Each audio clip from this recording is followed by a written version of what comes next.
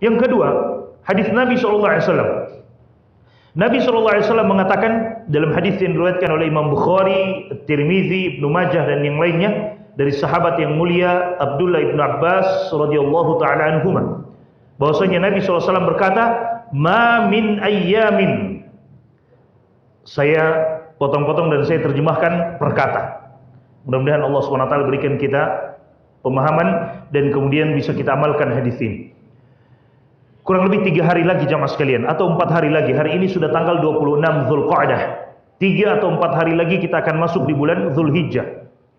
10 hari pertama dari bulan Dzulhijjah ini hari-hari yang mulia. Rasulullah katakan, "Ma min ayyamin." Tidak ada satu hari pun al-amalus salihu fiha, amalan-amalan soleh yang kita kerjakan di dalamnya, ahabbu ilallahi min hadhil ayyamil 'ashar. Lebih Allah Subhanahu wa taala cintai daripada 10 hari pertama dari bulan Dzulhijjah ini. Subhanallah. Amalan apa saja yang bisa kita lakukan, lakukan. Karena sesungguhnya dia adalah amalan yang paling Allah cintai, melebihi hari-hari lainnya yang kita laksanakan amalan di dalamnya. Berdasarkan hadis ini, tidak ada satu amalan pun di mana amalan soleh yang kita kerjakan tidak ada satu hari pun di mana amalan soleh yang kita kerjakan di dalamnya lebih Allah cintai melebihi 10 hari pertama dari bulan Dzulhijjah ini. Para sahabat adalah orang yang sangat tahu tentang keutamaan jihad. Sama dengan kita insyaallah. Kita sangat paham tentang keutamaan berjihad di jalan Allah Subhanahu wa taala. Tidak ada amalan yang bisa menandingi jihad. Sehingga ketika para sahabat mendengarkan sabda Nabi SAW ini, mereka bertanya kepada Nabi SAW, "Walal jihadu fi sabilillah ya Rasulullah?" Tidak ada amalan soleh yang paling Allah cintai melebihi amalan soleh yang kita kerjakan di 10 hari pertama dari bulan Dzulhijjah ini. Bahkan sampai jihad ya Rasulullah. Para sahabat bertanya, "Walal jihadu fi sabilillah?" Bahkan sampai jihad ya Rasulullah, kalah keutamaannya dengan amalan soleh yang kita kerjakan di 10 hari pertama dari bulan Dzulhijjah? Rasulullah SAW katakan, "Walal jihadu fi sabilillah." Bahkan jihad di jalan Allah kalah. Illa rajulun kharaja bi nafsihi wa malihi wa lam yarji' min dzalika bi syai'.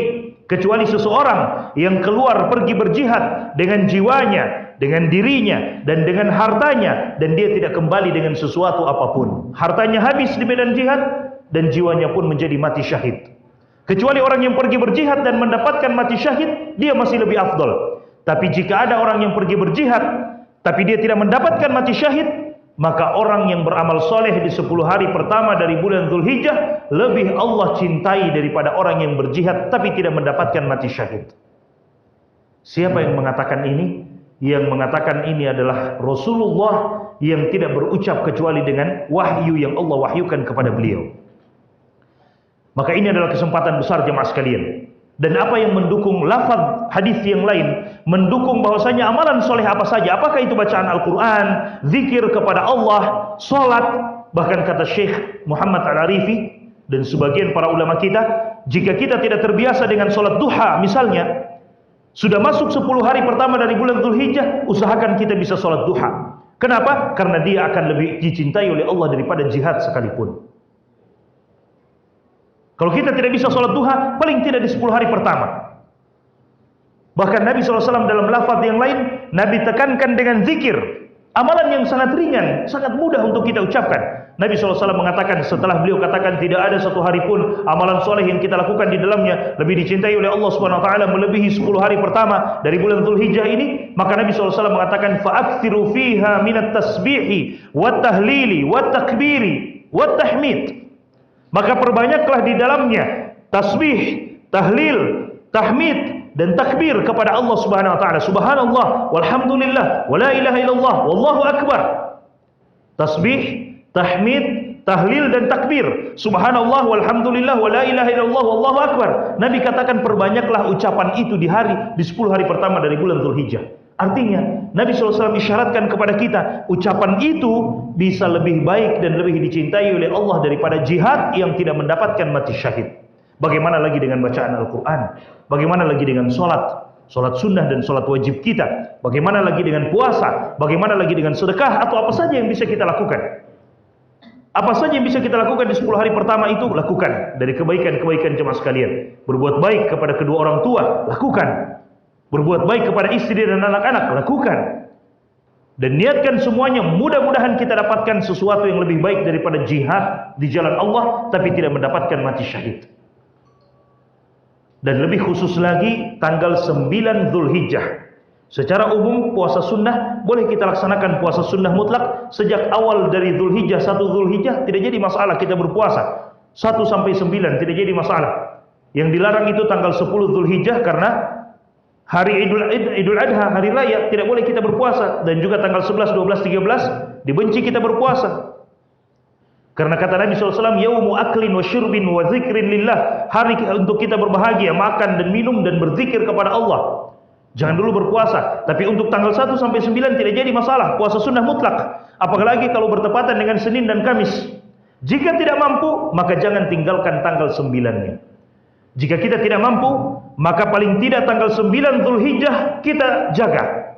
Pada saat jamaah haji wukuf di Padang Arafah, usahakan kita, meskipun kita belum dipanggil dan mudah-mudahan kita suatu saat akan dipanggil untuk berhaji, maka paling tidak kita bisa berpuasa tanggal 9 Zulhijjah, hari Arafah. Apa pahalanya? Nabi SAW katakan, ahtasibu 'ala Allahi an yukaffiru sanatal madiyah wal baqiyah.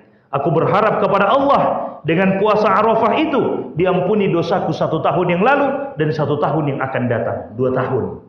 2 tahun dosa kita diampuni oleh Allah.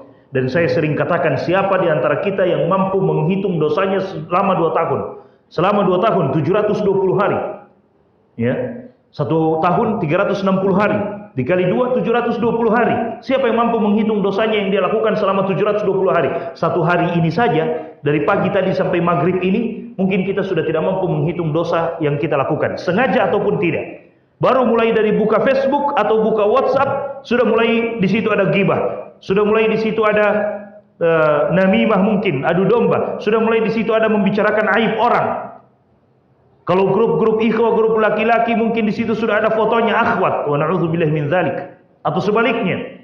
Kan kita tidak tahu, tanpa kita sadari kita sudah terjatuh ke dalam dosa. Apalagi berita-berita hoaks kemudian kita ikut membagikannya tanpa mengecek terlebih dahulu, tabayun terlebih dahulu, benar atau tidak berita ini. Sudah berapa banyak dosa yang kita lakukan dalam 1 hari? Kadang kita tidak bisa menghitungnya. Apalagi kalau 2 tahun. Umur kita sangat pendek. Sekarang Allah berikan kita kesempatan, umur kita pendek, dosa kita banyak, Allah berikan 1 hari saja menghapuskan dosa 2 tahun lamanya, 1 tahun yang lalu dan 1 tahun yang akan datang. Dapat di mana lagi Rabb yang lebih rahmat daripada Allah Subhanahu wa taala. Dan ini kesempatan kita jemaah sekalian yang dimuliakan oleh Allah Subhanahu wa taala.